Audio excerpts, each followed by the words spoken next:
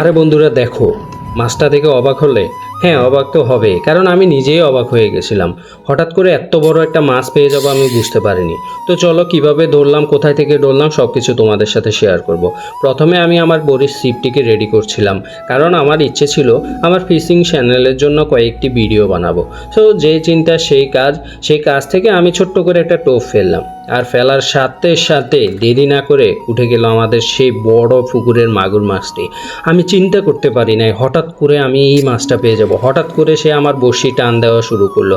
আমি তো ভয় পেয়ে গেলাম, ভেবেছিলাম বড় কোনো তেলাপিয়া মাছ কিংবা বাচ্চা অথবা রুই মির্কা জাতীয় কোনো একটা মাছ হবে, কিন্তু আমি হঠাৎ দেখতে পেলাম সে মাগুর মাছটা উঠে গেল।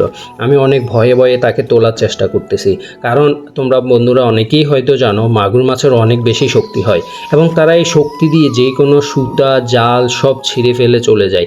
এবং তোমরা অনেকেই কিন্তু জানো এই মাগুর মাছ কিন্তু অনেক রাক্ষসী মাছ। তো আমরা যেহেতু দেশীয় পুকুরে চাষ করছি মাছের, আমাদের মাছের সাথে বড় বড় দুটা মাগুর মাছ ফেলেছিলাম। সেই মাগুর মাছ থেকে একটা মাগুর মাছ আমার বড়শিতে আটকে গিয়েছে।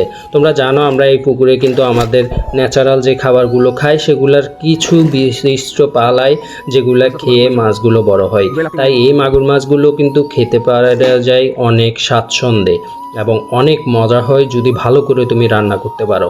তো বন্ধুরা, তোমরা যারা আমার এই ভিডিওটা দেখছো তারা অবশ্যই আমার চ্যানেলটিকে সাবস্ক্রাইব করে ফেলবে, কারণ আমি তোমাদের জন্য এখন থেকে এরকম বড় বড় মাছের অনেক ভিডিও নিয়ে আসব, যেগুলো দেখে তুমিও অবাক হবে, আমিও অবাক হব।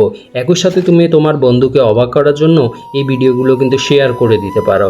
তাই অবশ্যই পরবর্তী ভিডিও কি চাও তুমি মাছের, তাহলে যদি চেয়ে থাকো অবশ্যই এটা কমেন্টস করে যাবে এবং তুমি কোথায় থেকে দেখছো সেটা আমাকে কমেন্ট বক্সে জানাবে।